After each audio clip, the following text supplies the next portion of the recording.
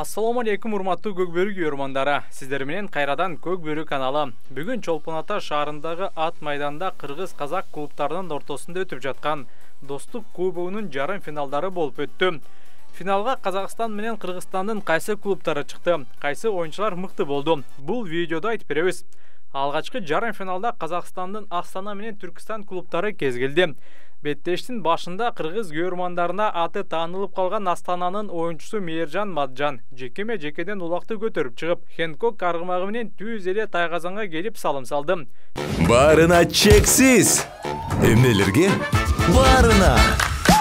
Мессенджерлерге, социалдык тармактарга, чалууларга, фильмдерге, сериалдарга, телеканалдарга.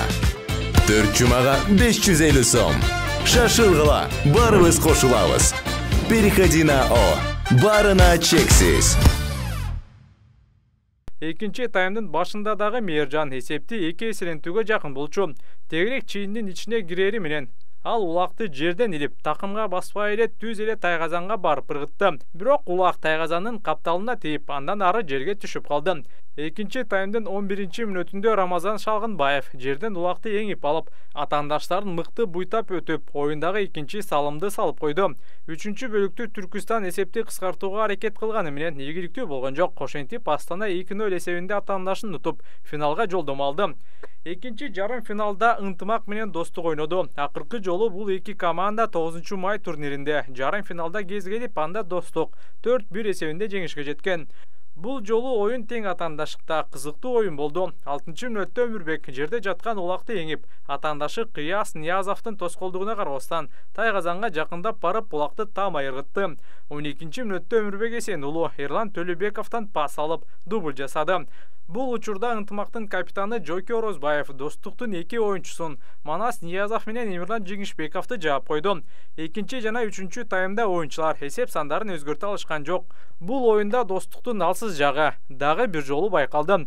Ортодогу аттары алсыз болду. Ошол себептен Манас Ниязов өзү ортого көп түштү. Бирок Өмүрбек менен болгон тиреште көпчүлүк учурда жеңилип калды. Бул оюнда Ынтымактын жекеме-жекедеги чебери Кушчо Илисуулу Достуктун коргоочусу Ильяс Исаков менен кагылышып, жаракат алып калды. Бул эпизоддон кийин Кушчо Илисуулу оюн таласында көрүнгөн жок. Буйруса финалда Кушчобайды көрөбүз деген ойдобуз. Кушчобайга биз ден соолук каалайбыз. Бул оюн кандай болду? Ким мыкты оюнчу болду? Пикир жазыңыздар.